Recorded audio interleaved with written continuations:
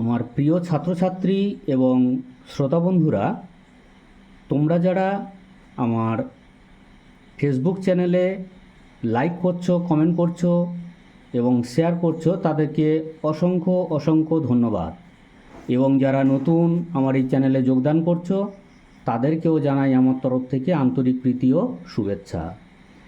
আজকের সপ্তম শ্রেণীর সমানুপাতের একটি অঙ্ক নিয়ে আমরা আলোচনা করব, কিভাবে আমরা তৃতীয় সমানুপাত নির্ণয় করব। সম্পূর্ণ ভিডিওটি দেখতে থাকো, আশা করি ভিডিওটি ভালো লাগবে। দেখো, 4,8 এর তৃতীয় সমানুপাতটি কত? এখানে প্রথমে উত্তরটি করার সময় ধরে নাও, মনে করি তৃতীয় সমানুপাতই হলো এক্স।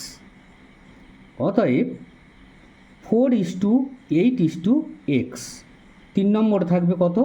এক্স।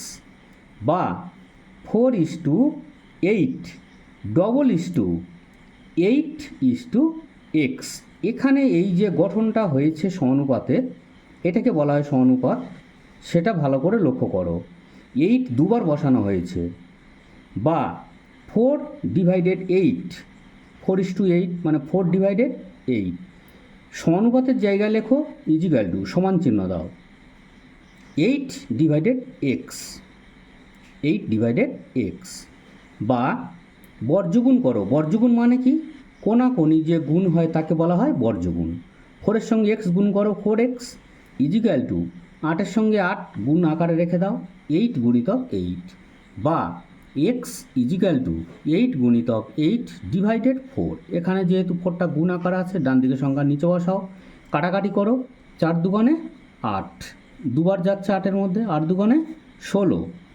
অতএব x ইজিক্যাল টু যেহেতু 16 বেরিয়েছে, আমরা ধরে নিয়েছি সমানুপাতিটি হলো x। অতএব তৃতীয় সমানুপাতিটি হলো 16। ভিডিওটি যদি এতটুকুও ভালো লেগে থাকে, অবশ্যই করে লাইক এবং কমেন্ট করতে ভুলবে না, এবং কমেন্ট করে জানাবে ভিডিওটি কেমন লাগলো। আজকের এই পর্যন্ত, আগামীকাল আবার দেখা হবে। তোমরা দ্বিতীয় পর্যায়ক্রমিক পরীক্ষা সবাই ভালো করে দিও, এই কামনা করি।